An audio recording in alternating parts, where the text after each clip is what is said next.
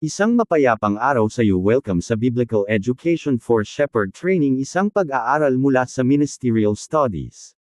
Bahagi ay, mga pundasyon ng Biblikal na PAGPAPASTOL.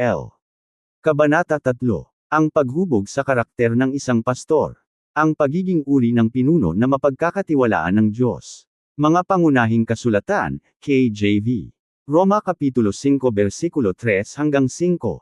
Santiago Kapitulo 1 versikulo 2 hanggang 4. Awit Kapitulo 24 versikulo 3 hanggang 4. Mikas Kapitulo 6 versikulo 8. Filipos Kapitulo 2 versikulo 5 hanggang 11.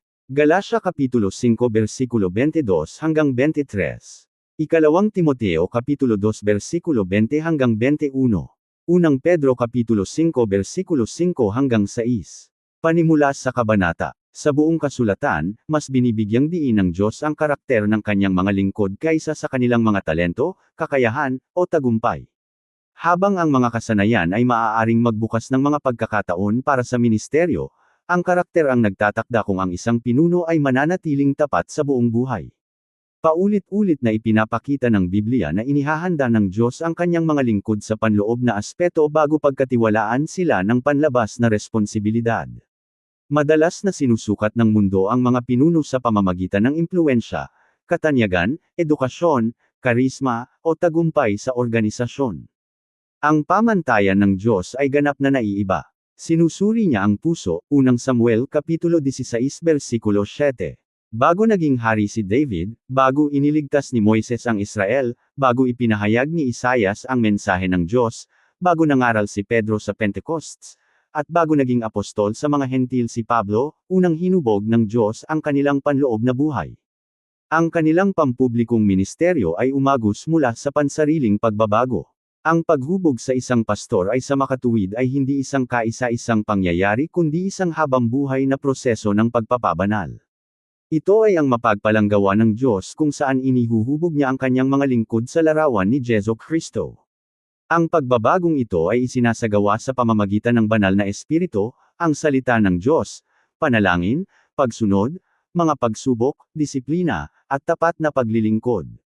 Maaaring taglay ng isang pastor ang kaalamang teolohikal, kasanayan sa komunikasyon, at kakayahan sa pangangasiwa, ngunit kung walang karakter na tulad ni Kristo ang mga kaloob na iyan ay maaaring maging nakapipinsala. Ang kaalamang walang pagpapakumbaba ay lumilikha ng kapalaluan.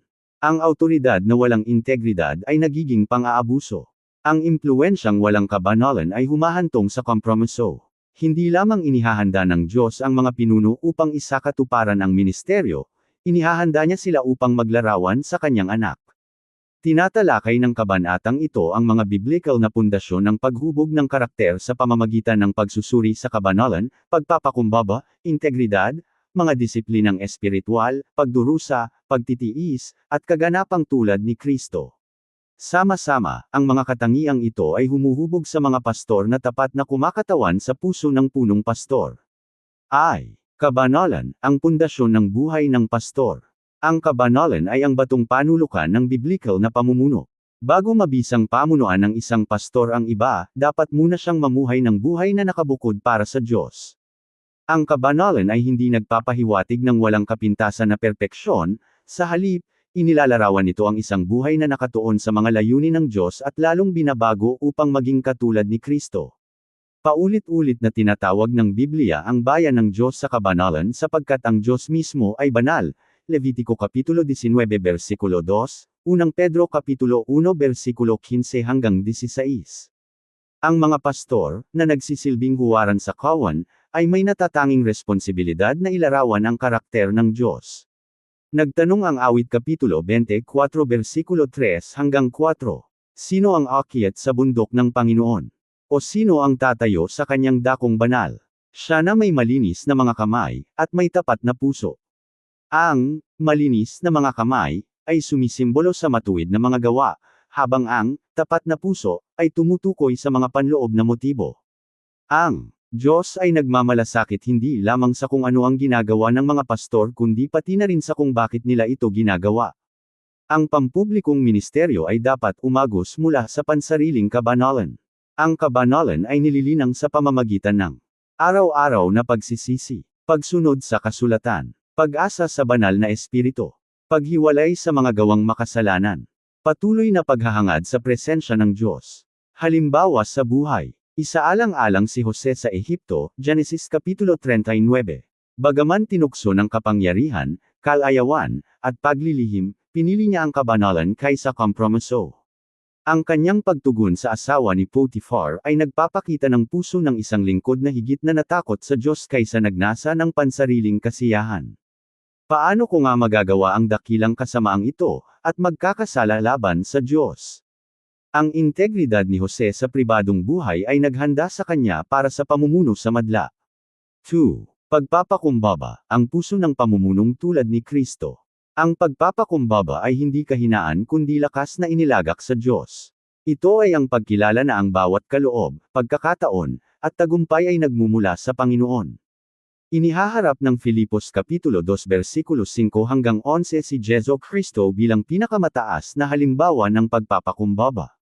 Bagaman ganap na Diyos, kusa siyang kumuha ng anyo ng isang lingkod, nagpakumbaba ng kanyang sarili, at naging masunurin hanggang sa kamatayan, maging kamatayan sa krus.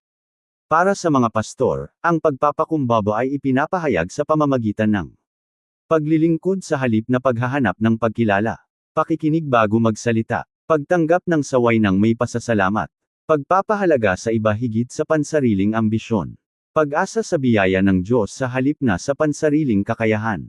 Si Moises, na inilarawan bilang napakaamo, bilang 12:3, ay nagpapakita ng prinsipyong ito. Bagaman pinagkatiwala ang pamunuan ng Israel, paulit-ulit siyang humingi ng patnubay ng Diyos sa halip na umasa sa sarili niyang karunungan. Ang kanyang pagpapakumbaba ay nagbigay kakayahan sa kanya na mamagitan para sa bayan kahit na nang maghimagsik sila laban sa kanya. Praktikal na aplikasyon. Ang mapagpakumbabang pastor ay madaling magtapat ng pagkakamali, handang humingi ng payo, at sabik na ibahagi ang pagpupugay sa iba. Ang ganitong pagpapakumbaba ay nagtatayo ng pagtitiwala sa loob ng katawan ni Kristo. 3. Integridad, ang pagkakaayon ng buhay ng pastor. Ang integridad ay nangangahulugang kabuuan o pagkakumpleto. Ang isang pastor na may integridad ay parehong tao sa pribado at pampublikong buhay. Ang kanyang pag-uugali, pananalita, pananalapi, ugnayan, at ministeryo ay patuloy na sumasalamin sa biblikal na katotohanan. Mahalaga ang integridad sapagkat ang mga pastor ay kumakatawan kay Kristo sa harap ng kanyang bayan. Ang pagkawala ng integridad ay nakapipinsala hindi lamang sa pansariling kredibilidad kundi pati na rin sa patuto ng simbahan. Ipinapahayag ng Kawikaan Kapitulo 10 versikulo 9. Siyang lumalakad sa matuwid ay lumalakad na tiwasay. Kasama sa integridad ang katapatan sa komunikasyon, katapatan sa mga pangako, transparensya sa pananalapi, kabusbusan sa moralidad, pagkakaayon sa pagitan ng pangangaral at gawa. Biblikal na halimbawa, Daniel. Naglingkod si Daniel sa ilalim ng maraming pagano habang pinapanatili ang dinatitinag na integridad. Bagaman pinilit na ikumpromiso ang kanyang mga paninindigan, nanatili siyang tapat sa Diyos.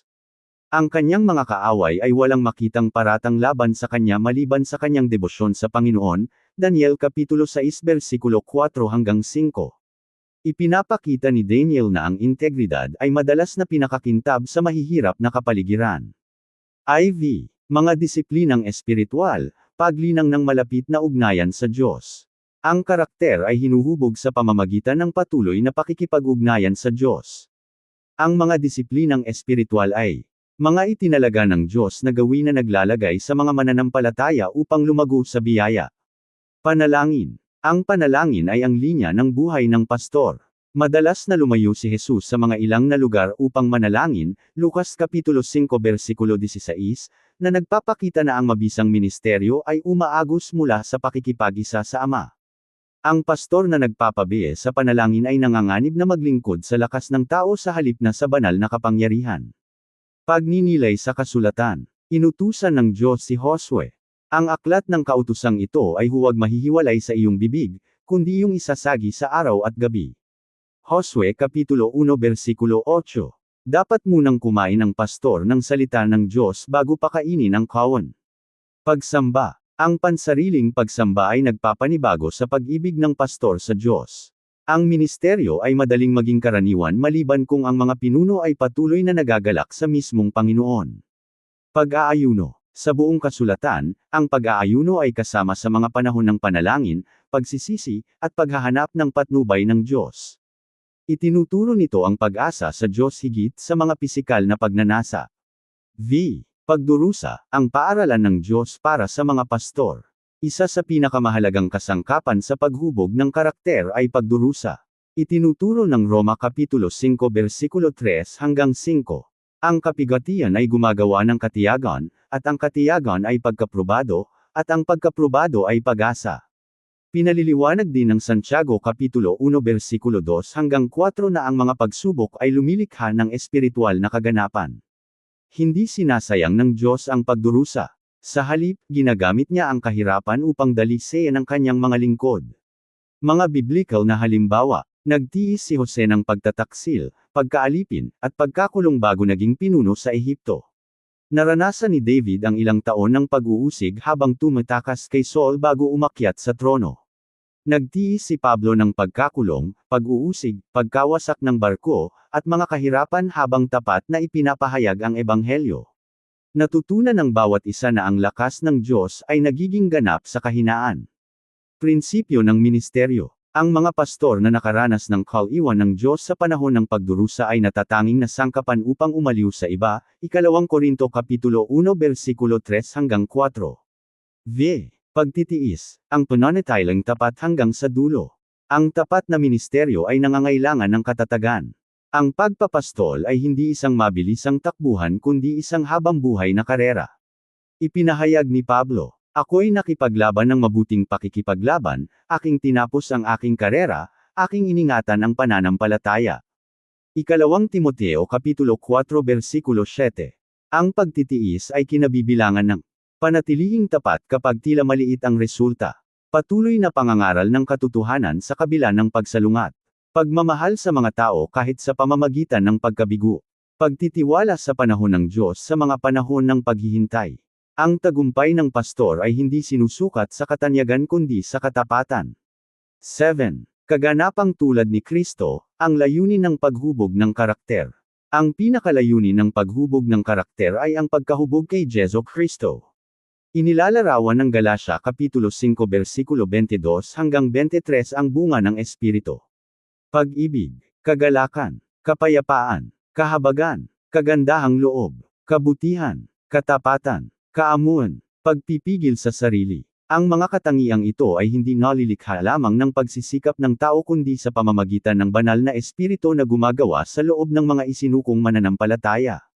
Ang kaganapang tulad ni Kristo ay nangangahulugang pag-ibig gaya ng pag-ibig ni Kristo, paglilingkod gaya ng paglingkod ni Kristo, pagpapatawad gaya ng pagpatawad ni Kristo, pagsasalita ng katotohanan ng may biyaya, pamumuno sa pamamagitan ng sakripisyong pag-ibig. Ang pinakadakilang sermon ng pastor ay madalas ang patuto ng isang binagong buhay.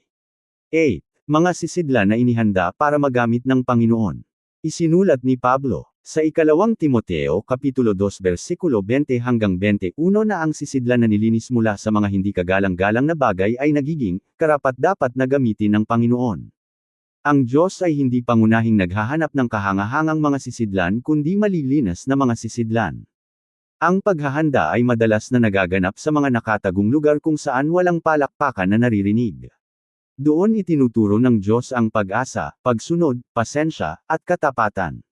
Tanging matapos matutunan ng mga aral na ito ay pagkakatiwalaan niya ng mas malaking responsibilidad.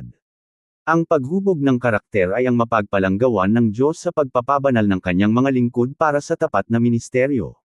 Habang ang kaligtasan ay natatanggap sa pamamagitan ng biyaya sa pamamagitan ng pananampalataya, ang espiritual na kaganapan ay nangangailangan ng patuloy na pagpapasakop sa banal na espiritu.